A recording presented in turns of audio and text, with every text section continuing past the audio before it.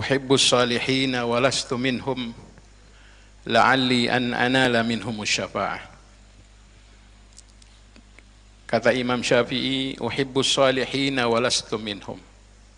Aku mencintai orang-orang soleh, walastu minhum, dan aku bukan orang soleh. Coba bayangkan, ulama, seorang mujtahid, imam madhab, masih begitu merendahkan dirinya dengan mengatakan uhibbus salihin walastu minhum. Ini Imam Syafi'i. Bagaimana dengan kita? Aku mencintai orang soleh, walastu minhum, dan aku bukan orang soleh. Apa yang diharapkan? La'alli an anala minhumus syafa'ah. Mudah-mudahan aku akan mendapatkan pertolongan dari wasilah mencintai orang-orang soleh.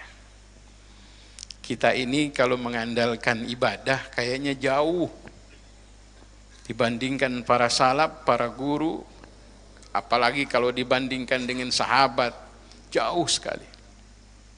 Sholat kita, puasa kita, baca Quran kita, dan ibadah-ibadah kita yang lain, sepertinya kalau kita sangat yakin sih harus, yakin dengan ibadah kita terus kita masuk surga, ya sepertinya masih jauh.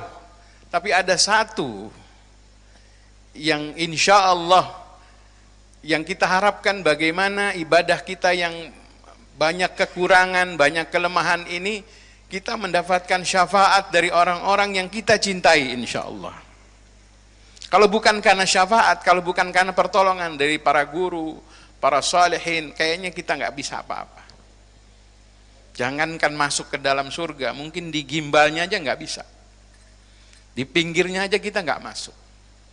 Ini pentingnya kita menghadiri acara haul, pentingnya kita ikut bergabung di majlis-majlis ilmu seperti ini. Kalau saya sering menggambarkan, jangan tinggalkan para ulama, jangan jauh dari para habaib. Ada satu kisah, seorang gubernur, kalau tidak salah namanya Shibli. Beliau ini kalau hari Jumat selalu menjamu para habaib. Datang habaib ke rumahnya, udah terkenal. Habaib datang, dijamu, dibahagiakan, disenengin. Satu waktu ada satu habaib, satu keturunan Nabi, yang masyarakat taunya dia sering mabok, dia sering minum dan lain sebagainya. Lalu gubernur ini dibisikin, kalau yang ini jangan. Kenapa? Dia tukang mabok. Kalau nanti kamu bagi duit, duitnya dipakai mabok. Nah, ini gubernur lihat dapat laporan dari ajudannya, dari masyarakat sekelilingnya. Satu ini yang datang, nggak dibagi duit, nggak disambut, nggak dimuliakan. Lalu malamnya gubernur ini mimpi, ditegur. Siapa yang negur? Enggak tanggung-tanggung, Sayyidah Fatimah binti Rasulullah sallallahu alaihi wasallam. Wahai gubernur, wahai Shibli, kenapa kamu berlaku seperti itu kepada cucuku? Persoalan dia mabuk, persoalan dia maksiat, itu bukan persoalan kamu, itu persoalan dia kepada Allah Subhanahu wa taala. Kamu nggak ada hak untuk mengklaim dia orang tidak baik. Begitu dia ngimpi didatangi Sayyidah Fatimah, dia langsung bangun kaget. Dikumpulin semua ajudan dan anak buahnya, cari itu Habib yang pernah datang yang katanya mabok, yang kemarin kita nggak sambut, kita nggak muliakan. Cari sampai dapat. Di mana rumahnya? Cari. Berhari-hari dia masuk kampung, keluar kampung, dicari kemana-mana. Akhirnya dikasih tahu bahwa Fulan bin Fulan rumahnya di sini, disusulin sama itu gubernur. Begitu sampai di rumahnya, yang satu ini, yang keturunan Nabi ini, yang Habib ini tidurnya di luar. Di bawah pohon ada balai, dia tidur di situ karena kalau dia masuk ke rumah tengah malam sama istrinya pasti mengganggu. Jadi kalau malam dia tidur di depan situ. Ada fulan bin fulan? Ya ada. Itu di depan, di halaman rumah tidurnya di balik. Kenapa? Saya mau ketemu. Ini gubernur loh. Begitu ketemu, siapa kamu? Saya gubernur yang biasa setiap hari Jumat menyambut para habaib, para zuriat datang ke rumah saya hormati, saya muliakan, saya kasih uang, saya kasih makan dan seterusnya. Tapi ada satu datang, katanya tukang mabok, saya nggak terima, bahkan saya usir. Malamnya, lalu saya ini gubernur. Ini Habib bertanya, gerangan apa yang jadi pertanyaan, kok kamu seorang gubernur mau cari-cari saya yang orang biasa, yang dikenal katanya tukang mabok? Ini pasti ada sesuatu. Lalu gubernur ini cerita, setelah kejadian itu malamnya saya didatangi Sayyidah Fatimah, saya ditegur sama beliau bahwa kesalahan yang dilakukan cucuku itu urusan dia kepada Allah. Kamu tidak ada hak untuk mengklaim bahwa dia itu salah. Sejak saat itu saya mencari kamu. Ini maaf, Habib yang tadi diceritakan biasa minum dan lain sebagainya menangis sekeras-kerasnya. Apa kata tangisan dia? Saya yang tukang mabuk saja masih dikenal sama nenekku Sayyidah Fatimah. Saya yang biasa begini saja masih disayang sama Sayyidah Fatimah.